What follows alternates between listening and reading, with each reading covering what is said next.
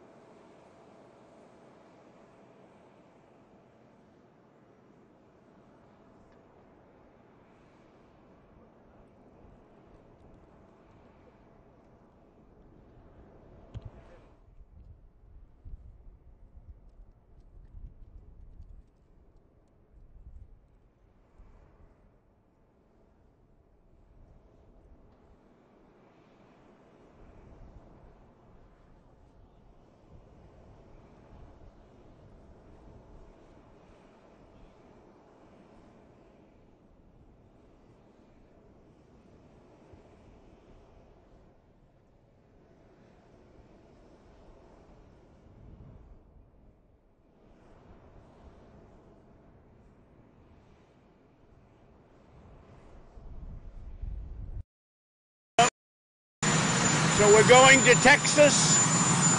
We're going to the border.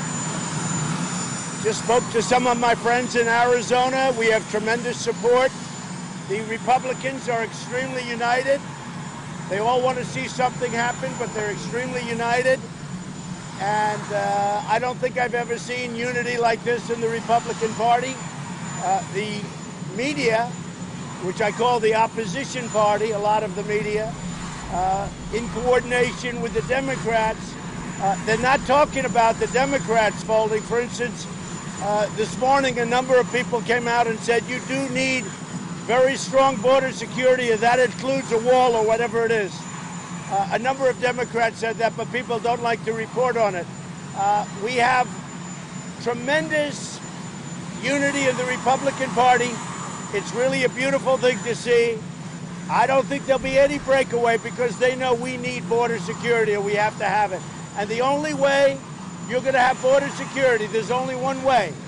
You can have all the technology in the world. I'm a professional in technology.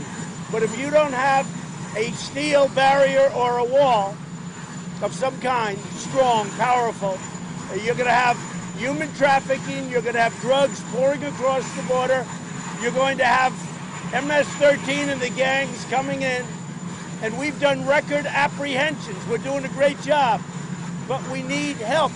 If we have the wall, we could have far fewer people working in terms of border security and doing an even better job. So if we had the wall, we could have a tremendous saving. I really believe the steel barrier or wall would pay for itself every 3 or 4 months, and maybe even better than that in terms of overall. So that's it. Just a couple of things, because I know the fake news likes to say it. When during the campaign, I would say Mexico's going to pay for it. Obviously, I never said this, and I never meant they're going to write out a check. I said they're going to pay for it. They are.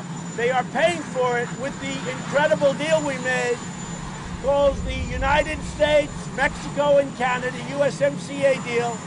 It's a trade deal. It has to be approved by Congress. It probably will be, other than maybe they even hold that up because they want to have, they want to do as much harm as they can, only because of the 2020 presidential election. So Mexico is paying for the wall indirectly. And when I said Mexico will pay for the wall in front of thousands and thousands of people, obviously they're not going to write a check, but they are paying for the wall indirectly many, many times over by the really great trade deal we just made. Congress has to approve the deal. Are you going to go to Davos or are you going to cancel it? Well, I intended to go and speak in front of the world financial community in Davos. That's still on, but if the shutdown continues, which is in a while from now, but if the shutdown continues, I won't go. I had planned to go. It's been very successful when I went. We have a great story to tell. We have the best job numbers we've ever had in many ways. Certainly with African Americans, with Hispanic, with Asian Americans. And overall, we have the best job numbers in at least 50 years. We have a lot of great things happening. The economy is incredible. We're negotiating and having tremendous success with China. And I find China, frankly, in many ways, to be far more honorable than Brian, Chuck, and Nancy. I really do. I think that China is actually much easier to deal with than the opposition party. How the meeting went yesterday, are you going to have, given how the meeting went yesterday, are you now going to decide to declare a national emergency? Is that your only option left? I have the absolute right to declare a national emergency. The lawyers have so advised me. I'm not prepared to do that yet, but if I have to, I will. I have no doubt about it, I will. I have the absolute right to declare. This was passed by Congress. So when you say, was it passed by Congress? It was. Other presidents have used it, some fairly often. I have the absolute right to declare a national emergency. I haven't done it yet. I may do it. If this doesn't work out, probably I will do it. I would almost say definitely. This is a national emergency. Why haven't you declared a national emergency already? Because I would like to do the deal through Congress, and because it makes sense to do it through Congress. But the easy route for me would have been to call a national emergency and do it. And I will tell you, this is a tremendous crisis at the border. Look at President Obama's statements from the past, numerous statements where he calls it a crisis. This is a crisis. You have human trafficking, you have drugs, you have criminals coming in, you have gangs, MS-13. We're taking them out by the thousand and bringing them back. This is a crisis. And they don't come in at the checkpoint, which they do also, but they go in between the checkpoints where you don't have any barriers. Mr. President? Go ahead, Kevin. So, national emergency, if this doesn't work out, you don't get an agreement, you will do it, or are you still thinking about it? If we don't make a deal, I mean, I would say 100%, but I don't want to say 100% because maybe something else comes up. But if we don't make a deal, I would say it would be very surprising to me that I would not declare a national emergency and just fund it through the various mechanisms. And by the way, there's more than one mechanism. There's various mechanisms. And the lawyers tell me 100%. It would be nice if we could make a deal. But dealing with these people is ridiculous. I don't know if they know how to make a deal. We need, and I'll tell you what, a lot of Democrats, I was looking at numbers, a lot of Democrats agreed, Steve, we need national security. And the only way you have it The only way you have it is you have to have a strong border. And the only way you have a strong border is you need a wall or you need some kind of a steel, go ahead, corridor. Mr. President, there are pictures this morning. Steve, you need a steel barrier. And if you don't have a steel barrier or a concrete wall, forget it. There are pictures this morning showing steel barrier wall being sawed straight through. What good is a steel wall if they can saw through it? Well, that's a wall that was designed by previous administrations. There's nothing that can't be penetrated, but you fix it. But it's a very difficult thing to do. But that's a wall, and they have other walls. We have many walls under consideration. Even concrete, there's acid that can go through concrete. But what you do is you fix it. And it very much limits. It's very, very hard. The wall that we're doing is very, very hard to penetrate. Mr. President, you walked out on the Democrats. Are you going to bring them back? How can you get a deal if you're not talking? Well, the news incorrectly reported, because I said, well, if we go back and everything's peachy-dory and you say we'll talk over 30 days, at the end of 30 days, are you going to give us great border security, which includes a wall or a steel barrier? She said no. I didn't pound on tables. I didn't raise my voice. That was a lie. What you should do is give them Pinocchios, because if you ask Mike Pence and you ask Kevin McCarthy, you ask anybody in the room, they will say, because I know if I do that, you're going to report it. But you guys report it anyway because you're fake news. But let me just tell you something. I very calmly said, if you're not going to give us strong borders, bye-bye, and I left. I didn't rant. I didn't rave like you reported. I mean, some of the newspapers, and then Schumer always has a standard lie. He had a temper tantrum. I don't have temper tantrums. I really don't. But it plays to his narrative, but it's a lie. I very calmly walked out of the room. I didn't smash the table. I should have, but I didn't smash the table. And that's the story. So all of that, all of that narrative is a lie. Well, my question is, how can you get a deal if you're not talking to them? You walked out. Well, we'll see. Are you going to bring them Let back? me tell you, I think there's far more pressure on them because the people of our country want security. We want to be a secure country. We don't want drugs pouring in. Most of our drugs come in through the southern border, and they don't come in through the portals. They come in between the portals where you have no barrier. Say it.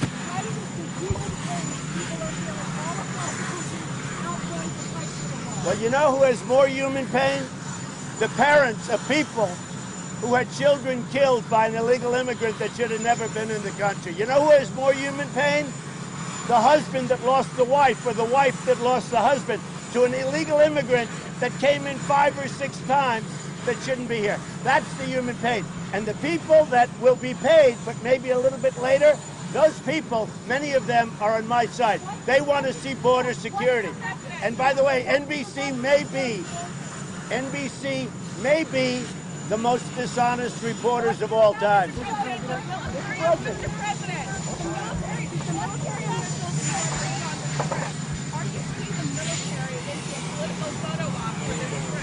I have no idea what they're doing. Okay, go ahead, next question. What?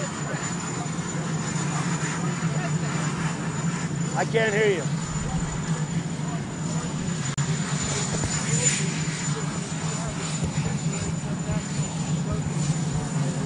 We have plenty of funds. If there's a national emergency, there's a lot of funds. I just want to say, if we declare a national emergency, we have a tremendous amount of funds, tremendous. If we want to do that, if we want to go that route. Again, there is no reason why we can't come to a deal. But you have another side that doesn't care about border security. The Democrats, which I've been saying all along, they don't give a damn about crime. They don't care about crime. They don't care about gang members coming in and stabbing people and cutting people up. They don't care about crime. And if they're not going to care about crime, then I agree. They shouldn't do anything at the border. But I care about crime, and I care about drugs. We're spending a fortune on trying to stop drugs. and they pour in through the border. But I see it more now than ever before. The Democrats don't care about the border, and they don't care about crime. Say it. This emergency on the border, this crisis, when did it begin? Oh, it began a long time. Ask President Obama. Obama used to call it a crisis at the border, too. I think he said it in 2014. Look, you can all play cute, and I'd say 80% of you are possibly in coordination with the opposition party. I mean, the whole thing is ridiculous. All you have to do is look at the borders, rent a helicopter, except you don't want to know the truth, and watch. And by the way, here's the story. There is another major caravan forming right now in Honduras. And so far, we're trying to break it up. But so far, it's bigger than anything we've seen. And a drone isn't going to stop it. And a sensor isn't going to stop it. But you know what's going to stop it in its tracks? A nice, powerful wall. Mr. President. The buck stops with everybody. They could solve this problem in literally 15 minutes. We could be back. We could have border security. They could stop this problem in 15 minutes if they wanted to. I really believe now that they don't want to. I really believe that. I really believe that they don't care about crime. I really believe this. The Democrats don't care about crime. They've been taken over by a group of young people who, frankly, in some cases I've been watching, I actually think they're crazy. But they've been taken over by a group that's so far left, I really don't think they care about crime. And you know, sadly, they're viewing this as the beginning of the 2020 presidential race, and that's okay with me. But they have been taken over by a group of people that don't care about gangs, they don't care about human trafficking and drugs, they don't care about anything. I'll tell you what, they have gone crazy. Mr. President, How much longer is this shutdown going to last? We have to get a win, or I'll have to go national security. One or the other. Either we're going to win. Either we're going to win or make a compromise. I'm okay to making a compromise. Compromise is in my vocabulary very strongly. So we're either going to have a win, make a compromise, because I think a compromise is a win for everybody, or I will declare a national. Mr. President, do you have any reaction? Very, this is a thing that the lawyers tell me is 100%. You just have to read the language. Just read the language. The special counsel's final report, do you want that to be made public? We'll have to see. There's been no collusion whatsoever. We'll have to see. So on that, Mr. President, did you know that Paul Manafort was sharing polling data from your campaign with the Russians? No, I didn't know anything about it. Nothing about it. Mr. President, do you have any reaction to the news of Jeff Bezos' divorce and his affairs? Well, I wish him luck. That's it? I wish him luck. It's going to be a beauty. All right. Mr. President, are you done answering all the what happened to you?